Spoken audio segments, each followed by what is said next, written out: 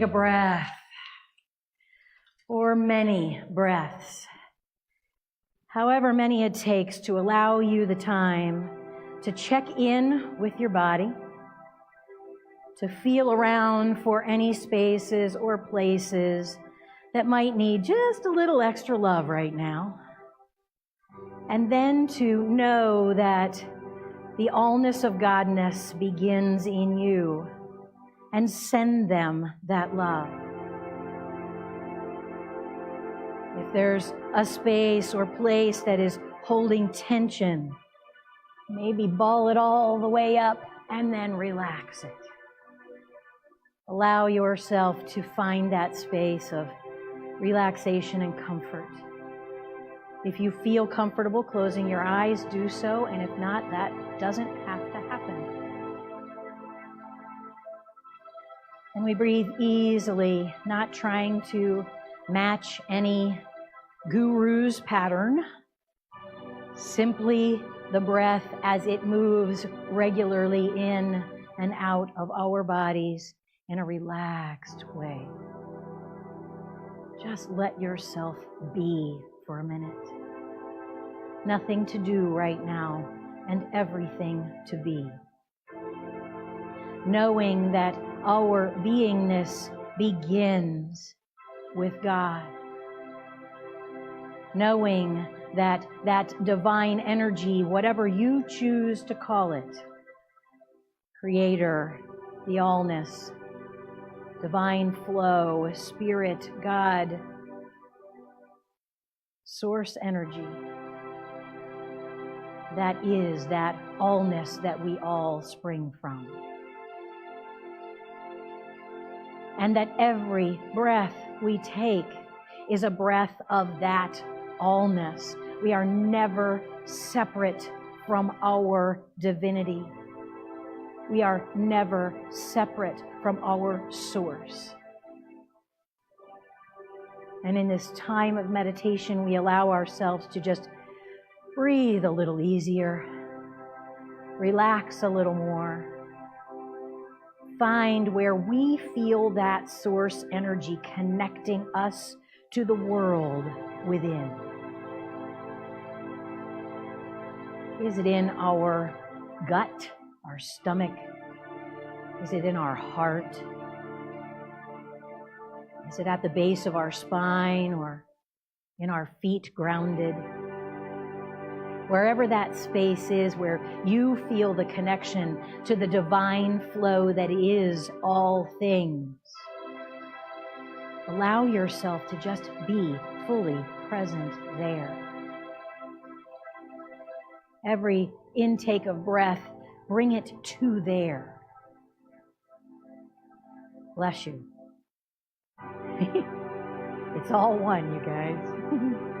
We incorporate every noise. We incorporate every movement. We incorporate everyone and everything into this time. It all belongs. We open our heart wide enough to know that. Not just to know that, but to experience it in this moment. We tap into that Godness energy within us, and it's too much for our body to contain. We know that, and we allow it to move all throughout our body, and we allow it to overflow.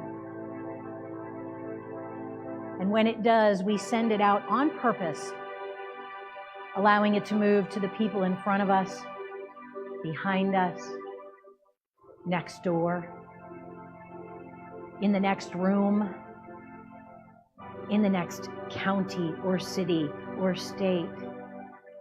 We feel that movement of energy alive and vibrantly flowing. One within the oneness. We are an eachness within the allness. And we allow that eachness to just move into the all. Connected with and to all things. We allow our love to be louder than anything that seems opposite it. And we send that love out now. wrapping our entire planet in a blanket of it, bringing solace, bringing peace, bringing hope, bringing joy. And we allow that to flow all around as we take a moment in the silence.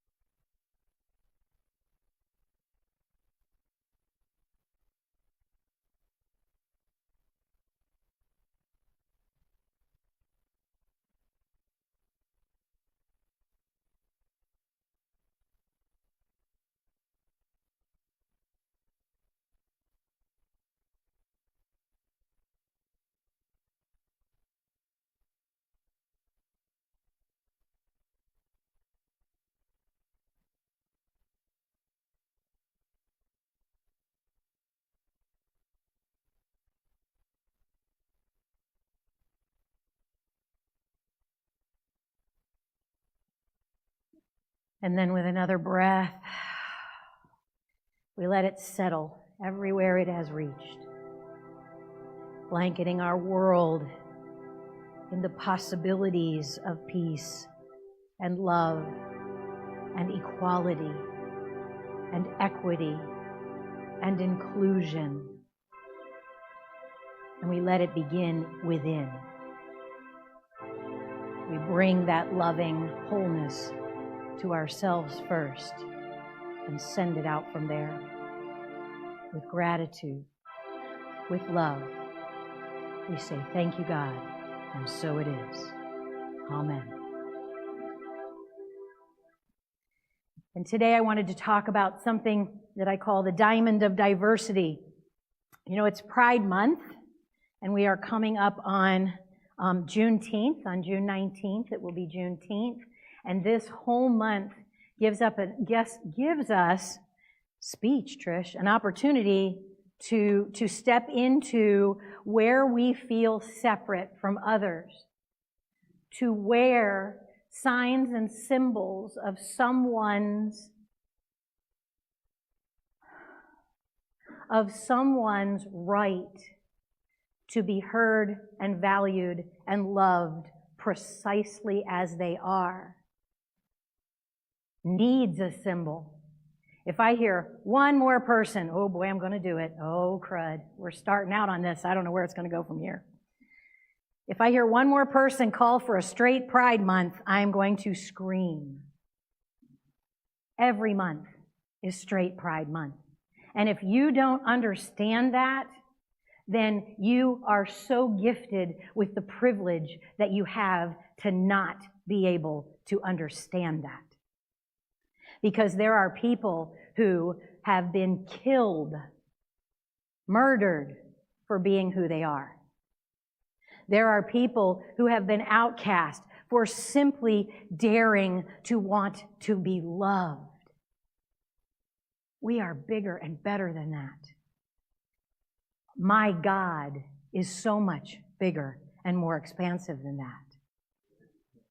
We are called to oneness. We belong to a movement called unity. Spoiler alert, you don't find unity by hanging out with people who already think exactly like you do. You find unity by hanging out and moving with and learning from people who have something different than you to teach you.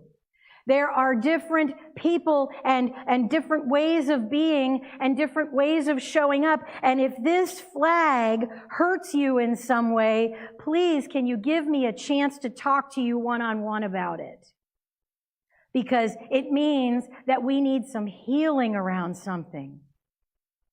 Well, no, I'm not going to go there. Okay, I'm going to stop there with that.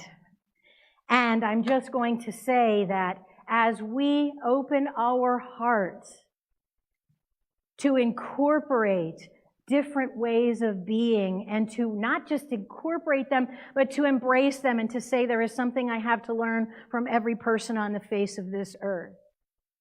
It doesn't matter to me who you love. It matters to me that you love. Because my world is better when more people feel loved and loving in it. We create a wave of peace and tranquility and acceptance in this world when we simply open our heart up and say, what would God do? Well, heck, what about the what would Jesus do movement? Do you remember that? I remember, boy, for a while, everywhere you turned, Oriental trading was filled with WWJD things. What would Jesus do? I think so many people who call themselves Christians have forgotten what Jesus would do.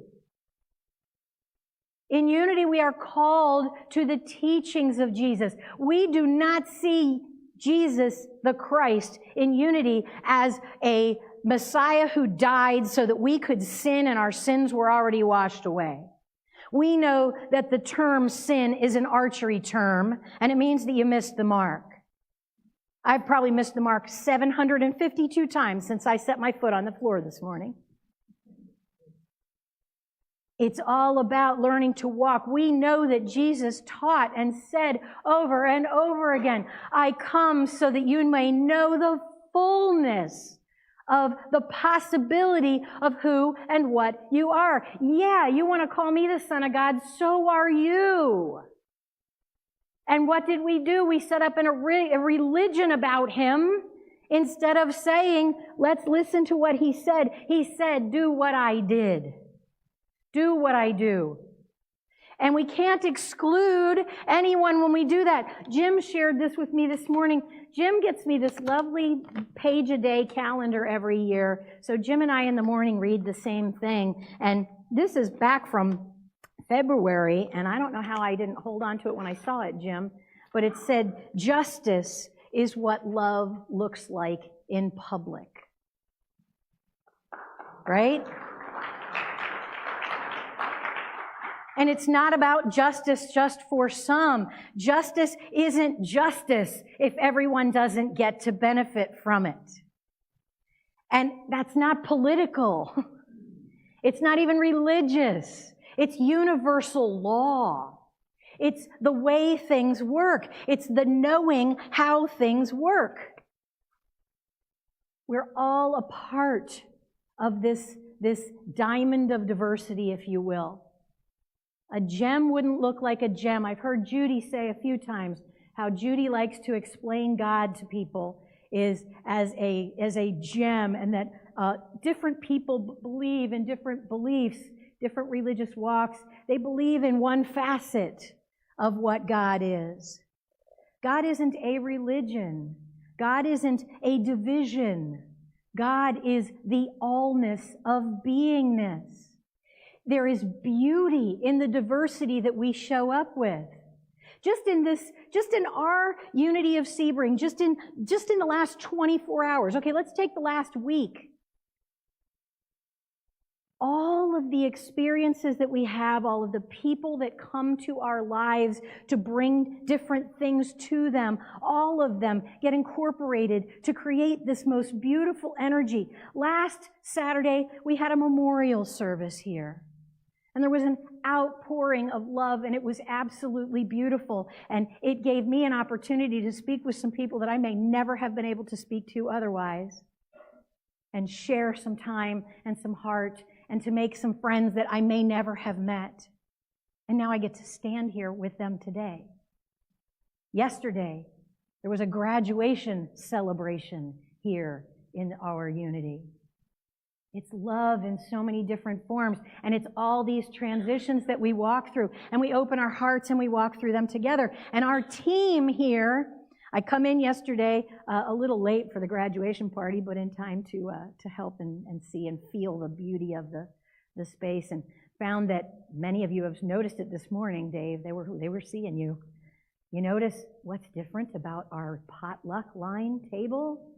No more sneeze guards. So many people notice that the top is off of the table now.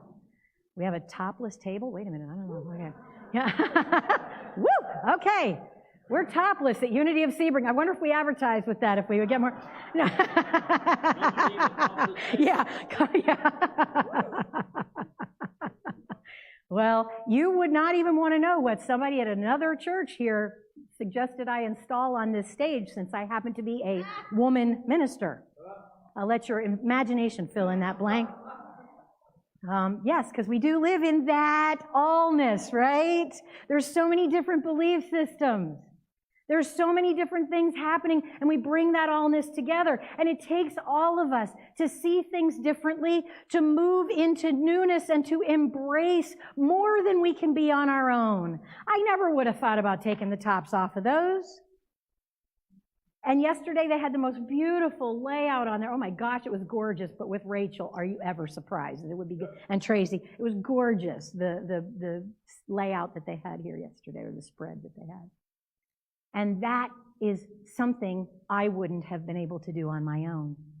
Tracy comes and steps up into our music and brings such a richness and technology that we haven't had here before. And Dave brings choir mics, and we expand and we open, and we are more because we are different. We are more because of the things that we get to open to. We put out a little word, hey, could you help someone who's in trouble and needs to get to safety? And you, all of you, came together and pulled together $900 to hand to someone that you didn't even know. It took us about 4 minutes to collect that amount of money because you heard that someone was in need. That is what we are called to. It doesn't always mean showing up with money, but sometimes it does. It means being who we are that nobody else can be. It means showing up fully as who we have come here to be, honoring. And it's about embracing our allness. There's a Bible verse I wanted to share with you today. I know I don't share Bible every time, but Mike's much better at that than I am. Mike speaks Bible much better than I do.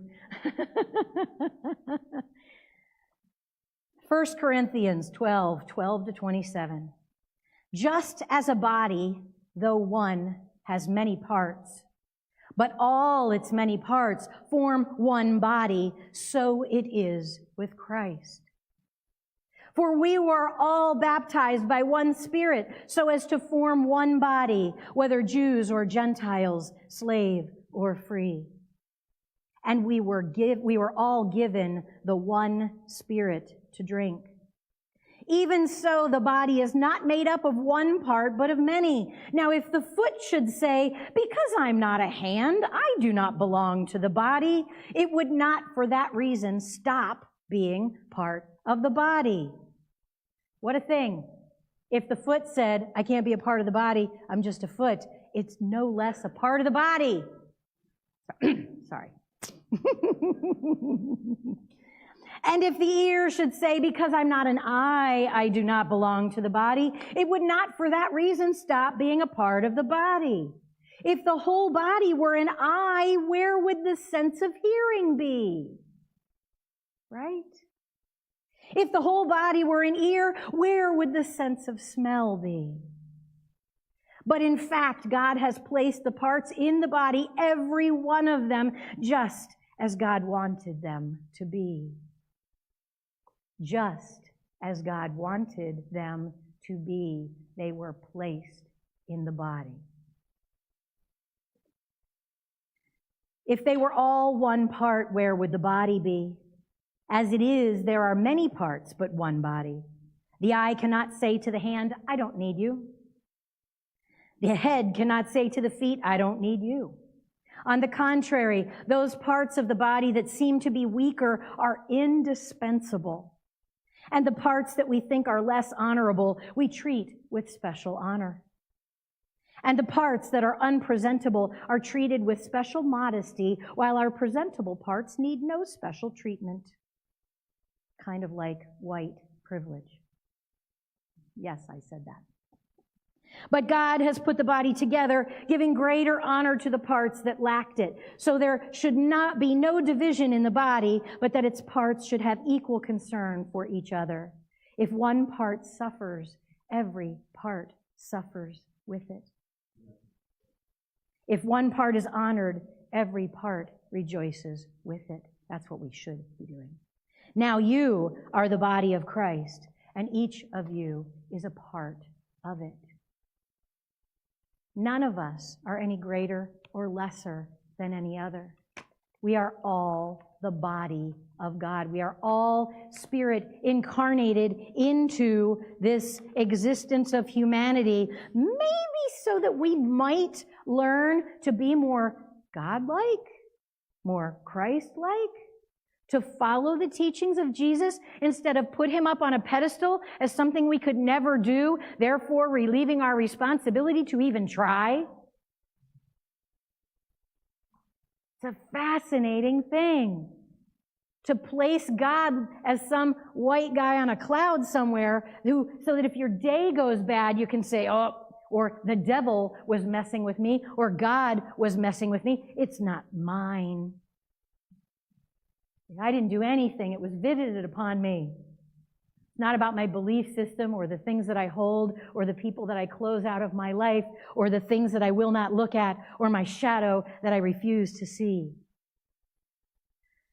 So many things in this world right now are out picturing the shadow that people will not see in here. And it can't help but be expressed because it is part of the allness.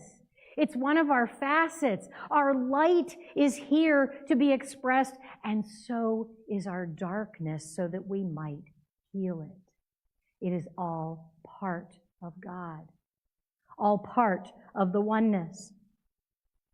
I was thinking when I read that Bible verse about in a little experiment I used to do with some of my students, where we would take a day and get one of those really thick rubber bands and put it around the middle of one of everybody's hand. Your dominant hand would be the best, so that your thumb is pinned down. Try, if you want a homework assignment this week, try maybe even for an hour. Bless his heart, Steve has been dealing with it because he broke his arm. And Steve is running around one-handed right now for right now as he heals. But just try for a little while to do silly little mundane tasks with no thumb. You can't pull your, yeah. Try to zip a zipper. That's fun. Yeah. Tie shoes without your thumbs. It may seem like a silly little thing, but it's also such a message about not taking for granted how blessed we are to have every bit of the normalcy we have.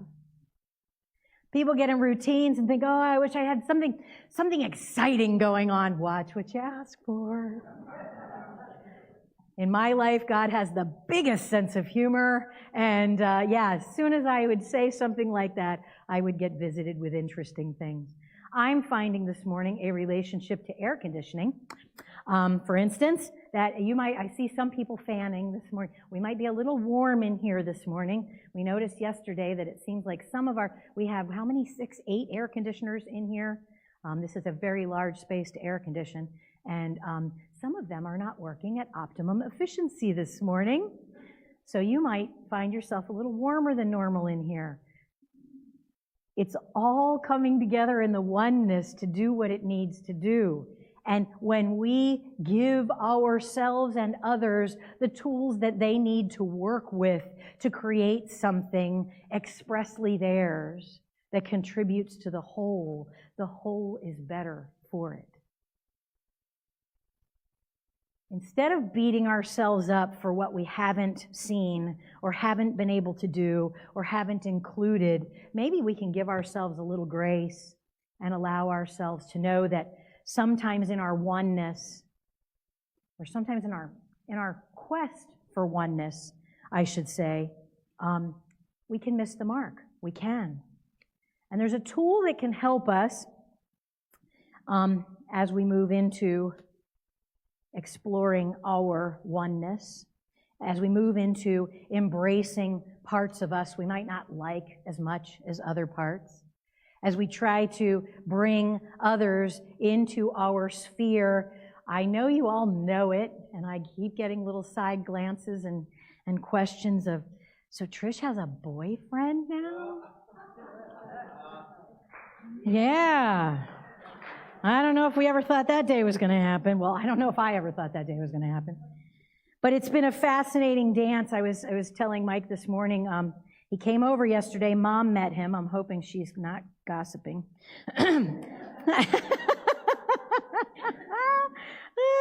Probably, I said, from that laugh, I think she must have said something in the book group this morning. I don't know, we'll see. But say again? Oh, good. Okay. All right. I'm still safe. All right. So, but he came over yesterday and we made lunch in the kitchen. You ever want to know if you can be compatible with someone? Run around your kitchen for a while with them trying to make a meal together.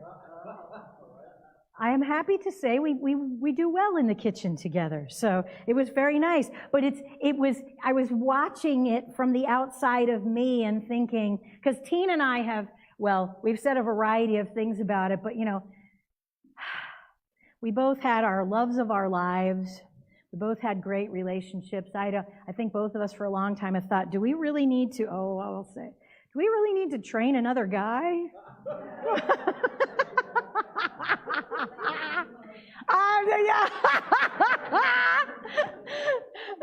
I mean that with all respect and love in my heart for men. Yes. But it's a joke, but it's not. It's like, how do you make room in your life for someone when you've been by yourself for quite some time? And it's such a dance. And it is a decision. See, that's the thing. When we embrace our oneness, when we say, I want relationship, I would like to have a partner in life, we need to take a step back from that statement and look around and see what we are doing to make room for that to happen. If we say, I want more money in my life, if we say, I want a better relationship with my parents or my children, what are we doing on the daily to make that happen? Because that, in unity, we know, embracing our oneness, we know that there's not an old white guy sitting on a cloud somewhere throwing bad people in our path to play with us. We know that our thoughts, our 5 principles that we have in unity, we know that God is the oneness, the allness, the everything. There's not anything outside of it. If you want to blame a devil, that devil is part of God. And principle 2, so are you. We are made of God's stuff. We are that God is. Now, we're each a wave in the ocean. Not one of us is the whole ocean. We're each a wave. We're an eddy in the ocean. So God is, I am, God, or God is, I am. Principle 3, our life is created by the thoughts and beliefs that we hold long enough and strong enough. They can't help but manifest in some way if we are holding on to them long enough and strong enough. So if you think you want a relationship, but you're not willing to share the couch or the remote or hand somebody a spatula in the kitchen, it's not going to happen. Or it's going to happen and it's going to be uncomfortable and dysfunctional, right? So what are you, too soon, too close to home? Wait a minute, I don't know. Yeah, let someone else load the dishwasher. Mike, you are brilliant. Yes. And then don't move anything after they do. You know, we've talked about the toilet paper before. Just turn somebody's toilet paper the other way and see how that flies for a while, you know.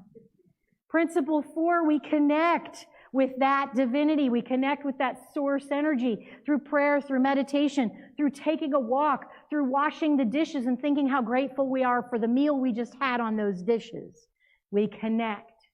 And principle 5, when we step into that connection, knowing that God is, I am, my thoughts create my life, I connect in prayer, and I get inspired actions in that connection space. And then principle 5, I live the truth I know. I take those inspired actions. I create my life based on connection instead of separation.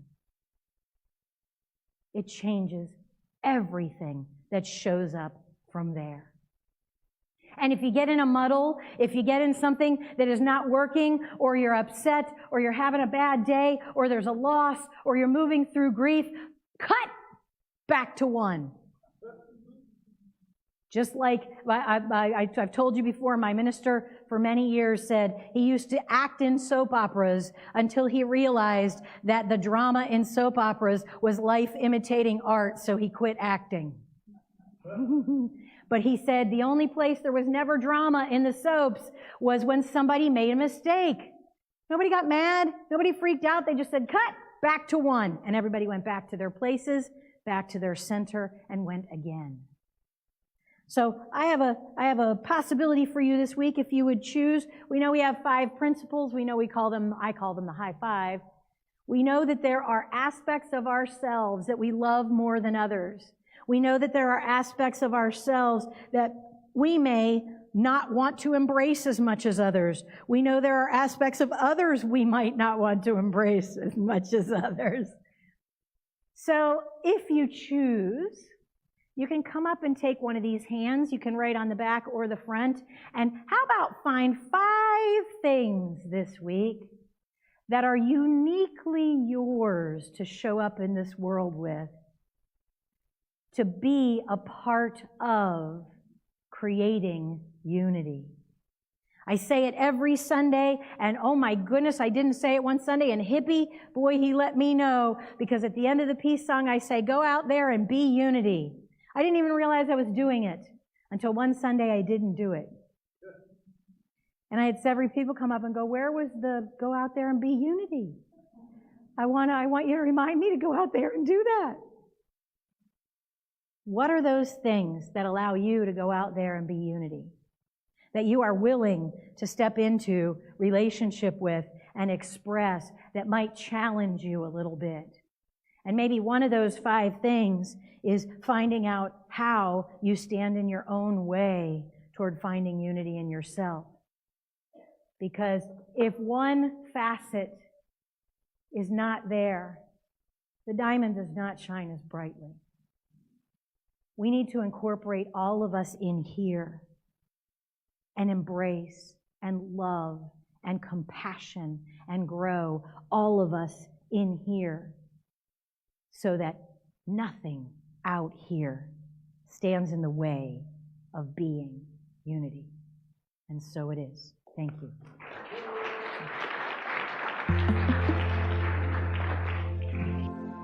Thank you for joining us today. Please visit www.unityofsebring.org for more information, to submit a prayer request, or to donate to our ministry. We hope to see you again very soon.